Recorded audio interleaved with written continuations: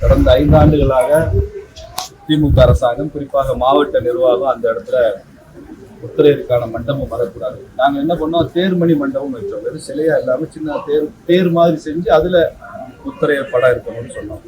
அப்படிதான் திட்டமிட்டோம். பிஜேபியினுடைய மதுரை கிழக்கு மாவட்டத்தினுடைய முயற்சி. ஆனால் அது அனுமதிக்கிற அரசாங்கம். அதனாலதான் கோர்ட்டுக்கு போனோம், நீதிமன்றத்துக்கு போனோம். நீதிமன்றம் அனுமதி கொடுத்துருக்கு. இப்போ உள்ளாட்சியில ஒரு ஒப்புதல் வாங்கணும், லோக்கல் பாடியில. இது எல்லாமே இந்த ஜனவரியில முடியும். நிச்சயமாக மே மாதம் நடக்க இருக்கிற சதய விழால பெரும்படுமுத்தருடைய மணிமண்டபத்தை முடித்து விட வேண்டும். அது அவரது ஆசையிலேயே அது நடக்க வேண்டும் என்று அவரையும் பிரார்த்தித்துக் கொள்வோம். நிச்சயம் நடக்கும்.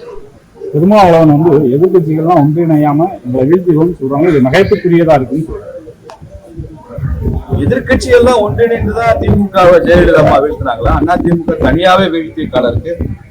எம்ஜிஆர் தனியாகவே இருந்து திமுகவை வீழ்த்திய காலம் இருக்கு. திமுக கிரெடிட்ல அண்ணன் திருமாவளவனும் போய் பங்கெடுத்துக்கிறார். தமிழ்நாட்டுல விடுதலை சிறுத்தைகளுக்கோ கம்யூனிஸ்டுக்கோ காங்கிரஸுக்கோ எந்த செல்வாக்கும் இல்லை.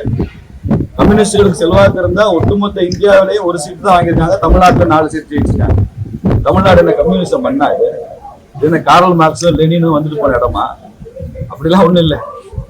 திமுக போட்ட மானியம், விடுதலை சிறுத்தைகளுக்கும் திமுக கொடுத்த மானியம், பாராளுமன்றத்துல 2 சீட்டு. அதனால திமுகவுக்கு செல்வாக்கு இருக்கத்தான் செய்யும். நாங்க அதை மறுக்கல. அது பாரம்பரியமா 60-70 ஆண்டுகளாக இருந்த கட்சி இன்றைக்கும் ஆட்சியில் இருக்கிறாங்க. அவங்களுக்கு ஒரு வலிமை இருக்கத்தான் செய்யும்.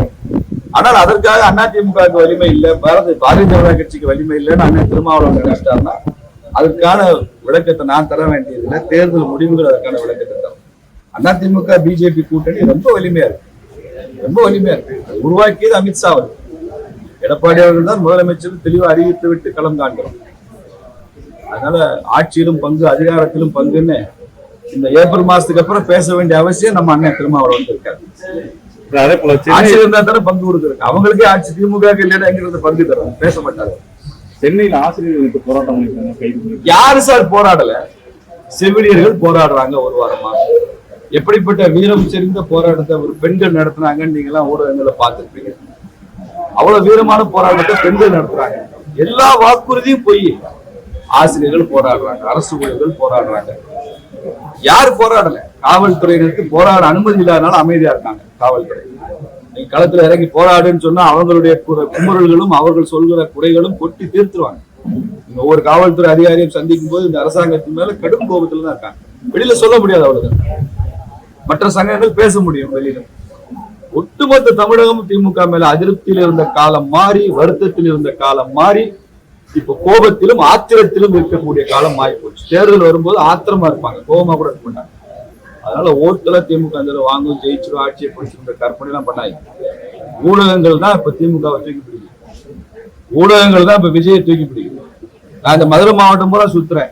செல்வாக்கு இல்லாத கட்சிகள் எல்லாம் நீங்க பெருசா இருக்கிற மாதிரி ஊடகங்களை காமிச்சிருக்கீங்க. திமுக ஊடகங்கள்ல தான் நீங்க முதன்மைப்படுத்துறீங்க. மக்கள் மனசுல திமுக இல்லை.